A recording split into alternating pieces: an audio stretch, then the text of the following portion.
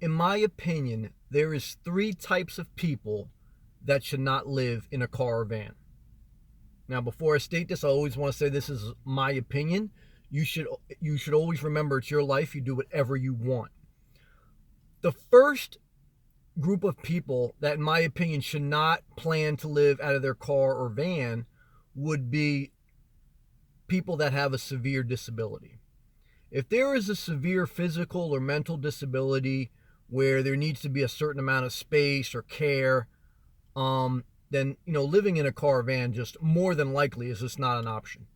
And you need to be mindful of that, and you need to take that into consideration.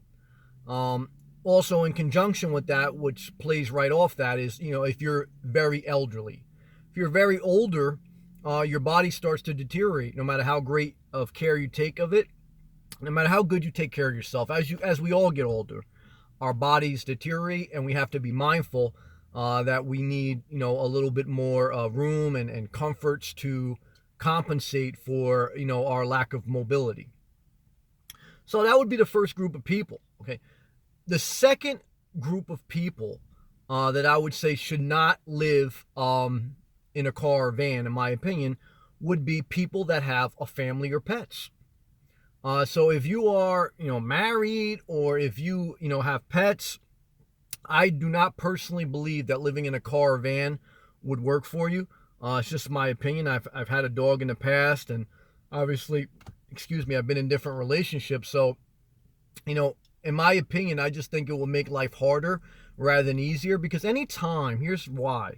Anytime you have another being, whether it's a human being or a pet, you need a level of separation. You need a level of boundaries. I mean, even more so with another person, you need your own private space in order to stay in a healthy environment. When people are too close in too close of quarters, it becomes an unhealthy environment. People need their own space. Now, for a pet, there's a little flexibility, but for a pet, like, you need a controlled environment with cooling, with heating, with them in case they mess up with the bathrooms. I wouldn't personally agree that it would be a good environment for anyone other than a single person. I mean, to be honest with you, or somebody living by themselves, somebody by themselves. Again, there's other people out there that have other opinions. I'm just sharing mine. I'm not telling you what to do. Now, the third and final group, in my opinion, that should not live in a car or van is someone who has a short to medium term goal of having a family. So if you're a younger person, or whatever age you are, if one of your life dreams, if one of your goals is to have a family, and relatively soon, within the next few years or so, I personally would not recommend living in a car or a van, because, when you get ready to have a family, you need to be planted somewhere. You need to be planted in a school system for the most part. You need to have a community, and more than likely, if you're going to have a kid, people want, a nest. There's a nesting mindset, for mothers and for, nurturers to have some type of nest, and a car or van, I just think, would not be conducive to that. I mean, especially if you're still dating or you're still trying to find the one, you should always present yourself as yourself. So if you want to live in a car or van, just make sure you tell people. But I think it's gonna be hard to.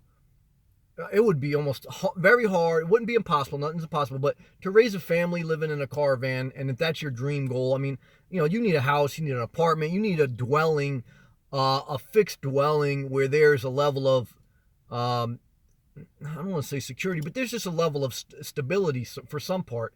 Because living in your car or van can be very nice and safe and beautiful, but there's a lot of movement.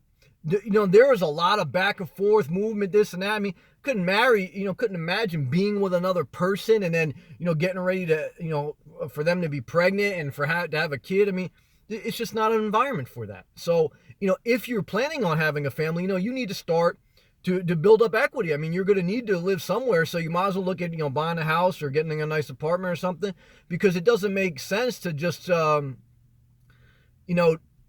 that, at a point where it may be not too late, but, you just have to be mindful to plan for the future. I mean, if I had a 2-year goal of being married, I can't say no, I shouldn't even say be a married of, but if my dream and I wanted to fulfill it relatively shortly, and I saw myself going in that direction, being married, I wouldn't choose to live out of a car. I would choose to look and see if I can buy a place in a place that in a community that had a good school system, good health care, et cetera, because I'm getting ready to get planted.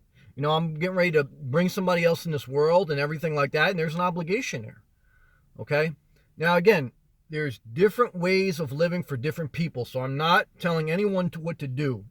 But I want to recap on the three types of individuals that I would not recommend personally for them to live in a car or van. And the first is somebody with a severe physical or mental disability and or a very elderly person. You know, I think you have to be mindful that living in a car or van has a certain amount of space restriction, and you need to have a certain amount of agility. You need to have a certain amount of wherewithal to be able to survive and to thrive in this type of small space with lack of somewhat amenities. Okay. The second group of people is that someone who is not by themselves. Okay, so if you have, a pet or a family, kid, parent, someone that's living with you, I can't see there being enough personal space in that vehicle for it to be a healthy environment.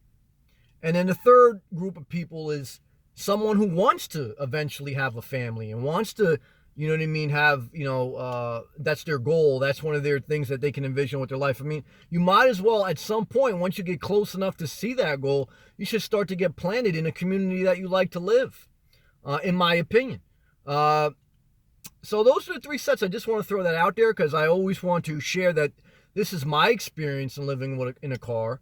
But I want you to know that one is I'm single. I don't have a goal or a dream to be married or to have children. That's not one of my dream life goals. For some people it is. And I enjoy the flexibility of where I'm at. And I'm a middle-aged person in relatively good shape. So at any time, if life conditions or something change, you have to be mindful of that. And so I'm always mindful of not only myself, but anytime I share my life, I want to put things in context. And I don't want to lead people astray. So at the end of the day, you make the decision for your own life, but I don't want to sell you on something that may not, work for you. Obviously, you're responsible for your own decisions because it's your life, but I'm trying to be also responsible as I share my life to put my life in context so that I'm not painting a picture that may be different for somebody else that has different life goals. Okay, so always consider that when you evaluate your decision-making process, and we go from there. Okay, so stay inspired and have a peaceful day.